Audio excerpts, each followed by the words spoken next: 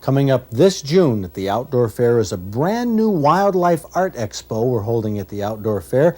And one of the attractions there are some of the 1989 award-winning mounts from the Michigan Taxidermist Association. They held their competition this past March in Grand Rapids.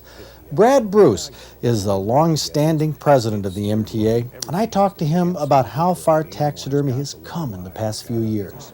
The first thing you notice walking in the door that I notice is the quality of these mounts far exceed any museum that you see anywhere in the country. I think by far, Fred, the quality over the last, this is our 7th convention, and the quality at this point in time is just staggering, for lack of a better word, but I think that is probably the right way to put it. But mount after mount after mount, they aren't the typical old-style taxidermy of the fish stuck on the wall, or the pheasant that, you know, the pheasants you have here, the courting rooster. There's a lot of animation and natural history depicted in these mounts, and the mini dioramas, or the scenes that they're in, is what you see here. Back when we did the one taxidermy competition we held when we started the show, mounts were, I think taxidermists even had a concept of themselves as technicians or skilled trade person, not artists. Art is something that has come in. It has come in the last few years, last several years, but you're right. I think from that first competition that you sponsored, from that plateau, it's gone into the art world. Whether or not, you know, we ever make the breakthrough into fine arts or not remains to be seen, but I think that's a goal, certainly some of these artists in here, and I think they are artists in every sense of the word, three-dimensional artists. We're not dealing with a flat surface on canvas, although the flat artists will probably complain, but three-dimensionally, I mean, when you look at these mounts, they're good from every direction, so it's a three-dimensional art form. What is the goal of the taxidermists nowadays, at least the ones in the Michigan Taxidermist Association, when you're adding the elements you see in these exhibits of the, I don't know if you call them dioramas, the pedestal with the settings and the plants and you're getting part of the habitat there. Right, absolutely. So what are they trying to do?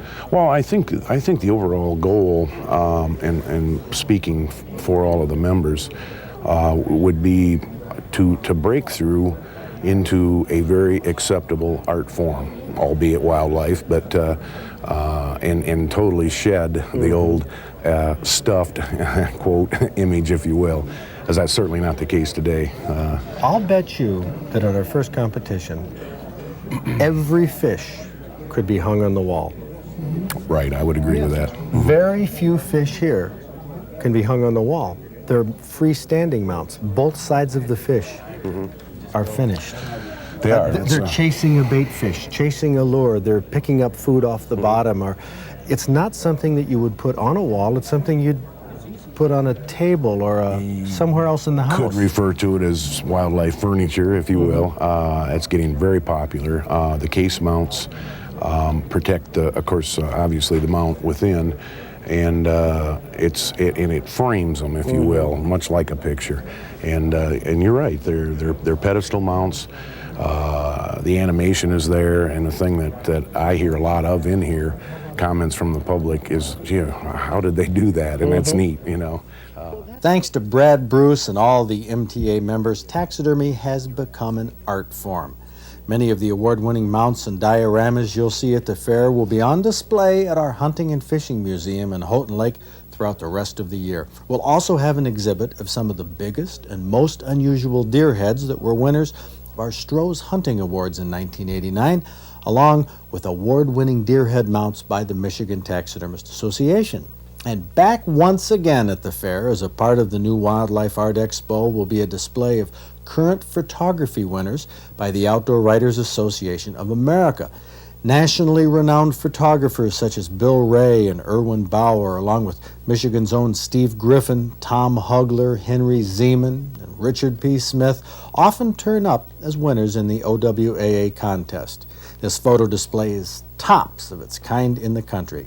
Along with the taxidermy and photography, we'll have exhibits by Michigan waterfowl and fish carvers, including Greg DeGeer, and wildlife artists on canvas who will display and sell their artwork. Whitetail master Chuck Denault will be there, along with the painter of Daybreak, Heiner Hertling.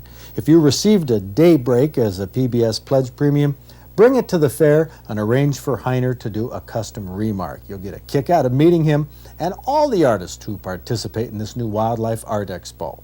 And take a look at these knives. Keith Moore from Charlotte hand-forged this one with an elk antler handle. Curtis Olson from East Lansing made this custom skinning knife. Both of these knife makers have promised to be there. New additions to the outdoor fair coming up at the end of June. We'll have more on our new attractions